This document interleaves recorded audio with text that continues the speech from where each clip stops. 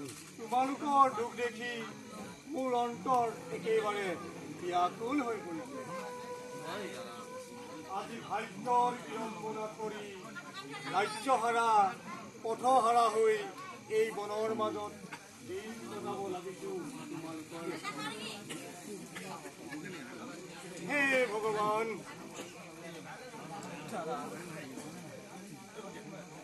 কি ৰং চালা তুমি পাণ্ডৱৰ?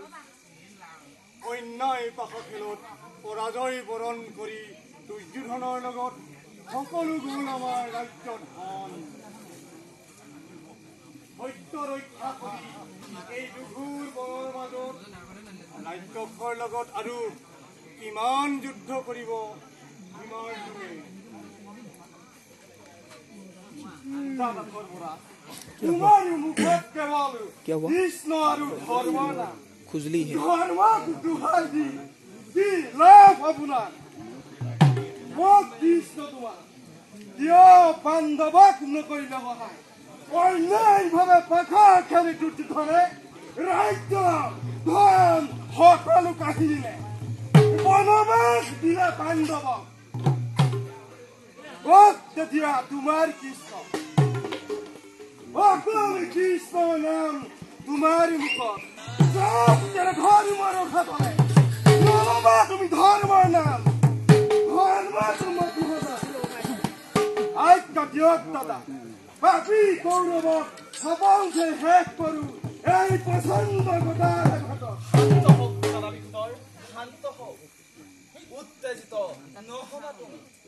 জ্যেষ্ঠ দাদাক কটু বাক্য নকৰিবা কৈও ইমাতো সকলোৱে ভাগ্যৰ লিখন। পাপী দুৰ্যোধনে টোপনি চক্ৰান্ত পাশা খেল খেলি সকলো কাহিনীৰে। গতিকে দাদা, শুকনিৰ কাৰণেই পাণ্ডৱৰ এই অৱস্থা।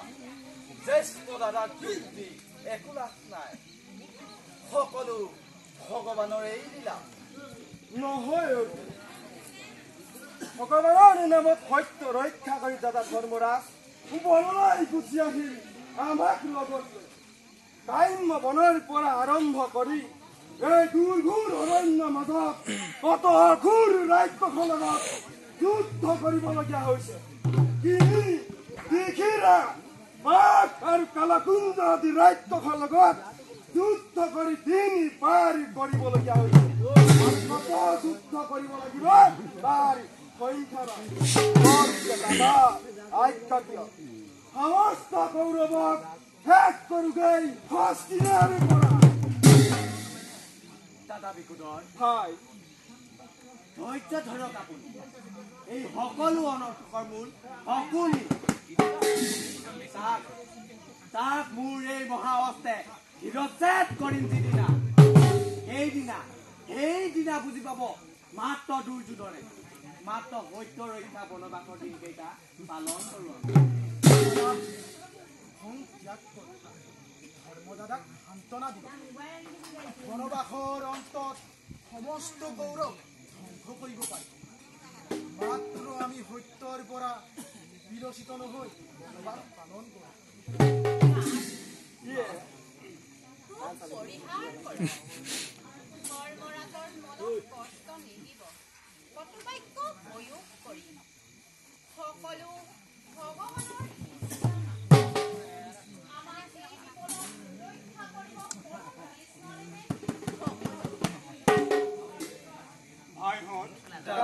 মোৰ কাৰণে তোমালোকৰ দুখ কষ্ট বহুত দীঘল হ'ব এটা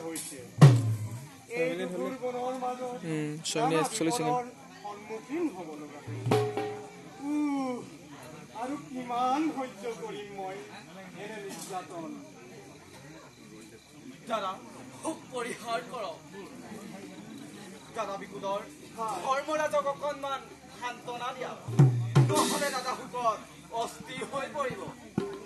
দাদা ক্ষমা কৰক, অধৈৰ্য হৈ কতো বাক্য প্ৰয়োগ কৰিবা।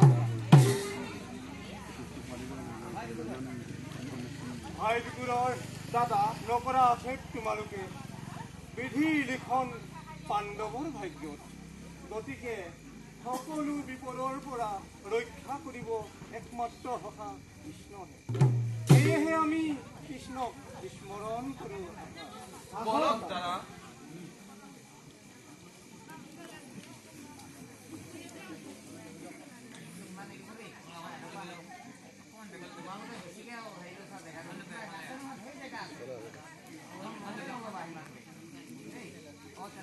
কোৱা মণিকূটলৈ বেগ নকৰিব খালি